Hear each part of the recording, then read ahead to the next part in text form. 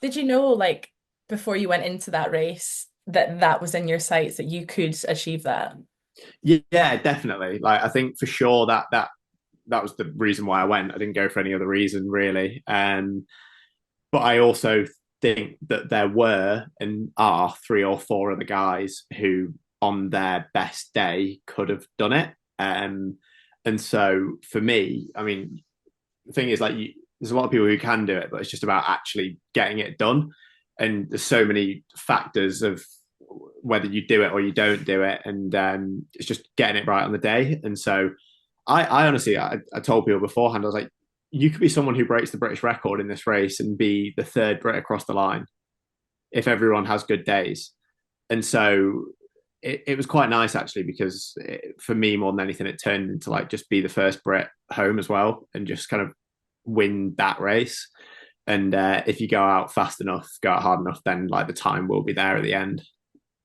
How did you feel start to finish of the race? Were you feeling pretty strong throughout the entire thing? Felt terrible at 3K. Really? 3K, I was running like just behind Jack. I was like, oh man, I'm feeling like pretty bad here.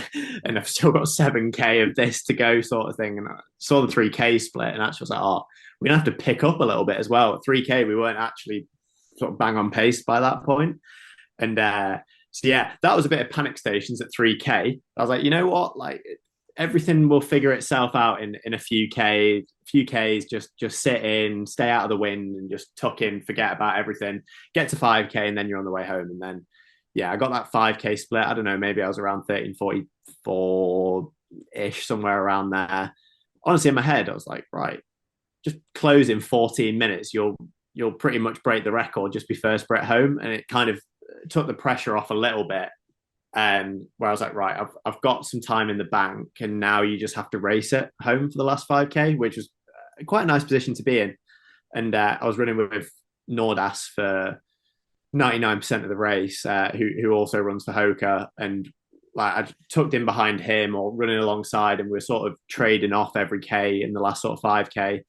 And yeah, I mean, he put me away in the last like 200 meters massively, but he's like a 328 guy, 327, 1500 meter guy. So, we'll let him have that. And yeah, so I was pretty lucky with the group that I found myself in because Narve was trying to break the Norwegian record, so he couldn't let the pace drop. I was trying to break the British record, so I couldn't let the pace drop. And so it led to quite a nice sort of, yeah, like trading off effect. And yeah, got there. And it was a good performance by all the Brits, to be honest. You all did really well. You said you're the first Brit there. Um, One of them was Charlie Wheeler, who also went under that British record, but you got there just first and came in as the second Brit. And then I think Ellis Cross, your training partner, got a PB. Mm-hmm. Lots of good performances there with a good GB team. Mm-hmm.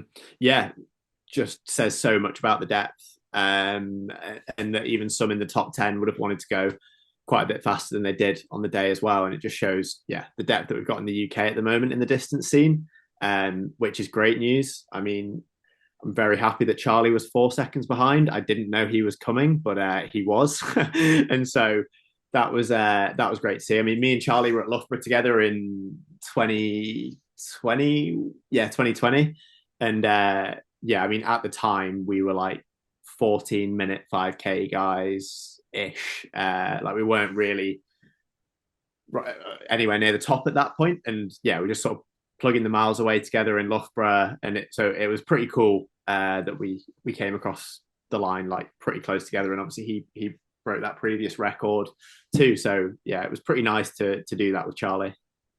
And that record is stood for quite some time from Mo Farah from 2010. And Mm. then obviously we've seen Emile a few years ago equaling it. What does it mean to now have that record and to take it from people like Mo and Emile?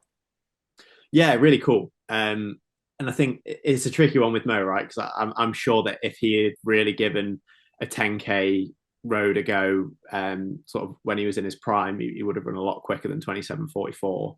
And so it's cool that he didn't, because I get to say that I've broken his record, but I also acknowledge like he's a different beast, and double Olympic champion, very special. But on the Emile front, I look at Emile now and the way that he's done things, and I do look up to Emile. and think that eventually I'd like to be as successful as he is, and I think that that's down to his hard work too. And so yeah, it was cool to do that because I'd like to think that I'm on that kind of trajectory for those future championships and stuff. So yeah. What does your training look like in the build up to this? Because correct me if I'm wrong, but I don't think you've done a 10K on the road in a while at least. Yeah, no, not for quite a long time actually. We did the San Silvestre in Madrid last year, well, kind of 2023 New Year's Eve, which is like 8K directly downhill, and then like a 2K jump, which is really really hard. I mean, it's like kind of a 10K race, but it's also just chaos. But in terms of like an actual hard 10K on the road, it's been quite a while. Training wise, I came ninth at European Cross, mid December, and knew that I was in a pretty good spot.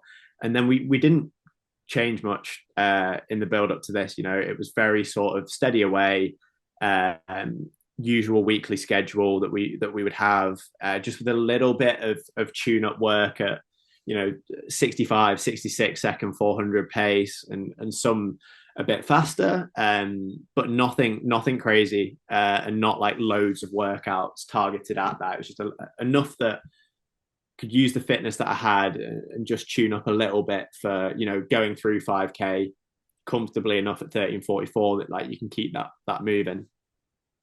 And I mean, speaking of training, we know what your kind of training setup looks like with the Hoka group, and obviously coached by Andy himself. What was his reaction when you got that British record? Buzzing, and of course Ephraim got his Irish national record too, and so we came across the line at the same time, found Andy, and yeah, it was just it was nuts. It couldn't have gone better on the day for the group, especially kind of for me and Ephraim. And yeah, like we all kind of knew it was going to happen. So more than anything, it was like kind of validating that's where we're at. And I think it was just such a good feeling that what we're doing, it's working, and we've got a great atmosphere around the team. We've got a great group. Everyone's willing each other on. And then when you get performances like that, it shows everyone that everyone else in the group is going to have these breakthrough performances as well. Like on the day, it was mine and Ephraim's turn to do something cool, and it will be the same for the other people in the group as time goes on. And so yeah, it was just lovely that the hard work is coming together. Going into depth a bit more about that group, like you guys document it and stuff as well across socials and YouTube, etc. Um, it's a very tight-knit group and it seems to work really, really well. Why do you think it works so well?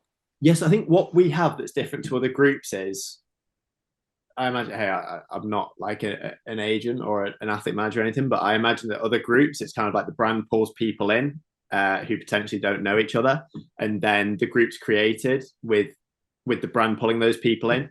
Actually, what we had was a group of 5 friends who conveniently were trying to turn pro at a similar time, and we also had a very like-minded person in Chris Rainsford at Hoka who wanted to pull this team together. And without Chris, it doesn't happen. And it came together so naturally that we didn't rush it. We didn't announce the team until July of this year, and we'd been sort of going about 6-7 months before that. And yeah, so what we have is a genuine like friendship. Like it is a friendship group, and I think that is different to other teams where they're signing athletes in, fast athletes. They want the groups to work together, and there's no guarantee of chemistry. But what we had was chemistry before it was a pro group, and I think that's what's special about our group.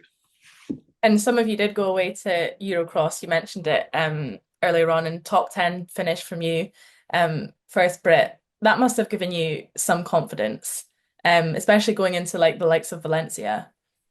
Yeah, for sure. It was a nice performance, getting like a top 10 in Europe in anything, right? Like that was definitely validating, especially after Liverpool having a bit of a tough run out being ill. And yeah, I think sometimes you can do these things, and that these performances are kind of like bubbling under the surface, but actually getting them done is so different, and what it does for your confidence after you've done them is massive. I came away from that race and I was like, I'll definitely break the British record, but I just have to be the first person across the line, and that's you end up just setting yourself a standard, and you do move up those levels, and you only do that by doing the performance on the day. I think fitness is one thing, performing is another. Absolutely. And you said, at Eurocross, we've seen you at the European level before, especially like as a youngster, under 23, for example. It's interesting to hear other athletes' take on this, but that transition from your junior stage then into this big scary world of the senior stage, how did you kind of navigate that and find your way through that? Well, it's strange because I haven't missed a GB vest for a year since I was 17. I'm 23 now. Like I haven't missed a single kind of opportunity of a year to get a vest. But every single one of those years has looked so different. And it looks great making GB vests and stuff, but I've had years where things were going great and things were going terribly. And so I've managed to get here by learning from huge mistakes in the build up as well. And okay, one of those was going to America and figuring out actually it's not the right fit for me. But luckily I had the fitness to come back to Liverpool and make a team. And in terms of like transitioning to the seniors, I think always I've always been told as well by my dad, who was a great runner as well. It's like that under 23 age group, like it exists and it's nice and it's helpful to transition through. But like the second you're not a junior anymore, like you are a senior, you go into Liverpool and you're a senior. So although you are an under 23, like forget about that and race the seniors, because this is the time when you get to race those guys. And by that third year of being an under 23, you can really compete with them. And if you come out of that age group right, then you'll be one of the seniors at the front and you'll be doing what you're doing. But then also being gradual too. Like I think I've bumped up nicely every year, training wise, quality wise, volume wise. And so yeah, it takes that as well to not get injured during. I know some people get really unlucky with injuries. I've been very lucky, touch wood. And so yeah, I think that's been a big one, just staying healthy. And you mentioned your dad there, you said he was a really good runner himself. I can imagine he was delighted as well with your time at the weekend. Yeah. Um, yeah. What was his reaction there? And kind of also, I can imagine having that kind of family side of things as well, and he's got the experience to kind of help you along in a sense. Yeah. Yeah, he has. And he went through the highs and lows of his career also, and he understands what it means to break a British record or to get anywhere near that, to achieve something like that. So for him, I think it's also pretty surreal. I think in his mind, like I'm his son, right? He always thought I would do something like this, and so that's lovely. But I think actually doing it is pretty special. And yeah, to have a family who completely understand it and understand the work, and they've seen all the work that's gone into it, it's great. And yeah. And the big question is, what's next for you? Kind of, if we looked at 2025 as, we're at the very beginning of it now, at the end of the year, kind of what are those goals that you want to achieve? Yeah, I'm not entirely sure what that is or what this means to me, because I think I would love to make the world champs, right? But the time is 27 flat to get into that championships, and the ranking points are going to be hard to come by. And so my absolute almost unrealistic A goal would be to make that world championships. I'm going to go to Sound 10K March 29th, and that's when I'll take a big swing at getting the potential UKAB standard and seeing if that'll bump me into the rankings. But apart from that, I think it's a bit of a free hit of a year. Like I'm going to go to Boston next month, try and run a fast 5K. My PB at the moment is 13:29. I can run a lot faster than that, and ideally I'll do that next month. And then yeah, go to Sound 10K and just kind of gradually improve across the board, because I think when these times are being set of like 27 flat, you're not going to do it in a year. And I'm quite lucky in the position that I'm at with the funding, being able to be full time with Hoka. I can see myself getting there, but it might take a couple of years. It might take a few years. Like to run 27 flat, you've got to do an awful lot of training, and you can't cram all that into one training block. So yeah. I mean, you've started it off well, at least Yeah. 2025. Is your next race going to be Boston then, or have you got anything before that? Yeah, we're looking at indoor 5K in Boston, maybe the 14th of Feb. and maybe the 21st if the race comes up. But there's also the potential of Monaco 5K on the roads, which is early Feb, and so we'll see because that could be quite a nice opportunity at Monaco.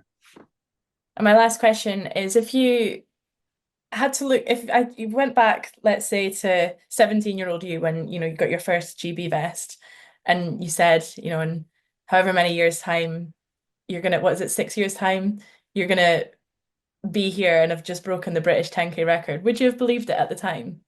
Probably. Yeah. I was cocky enough that maybe I'd have thought so, but like I'm not entirely sure. I reckon I'd believe you less when I was 20. Okay. Why is I that? think being quite naive at 17, someone told me that, I'd be like, yeah, of course I am.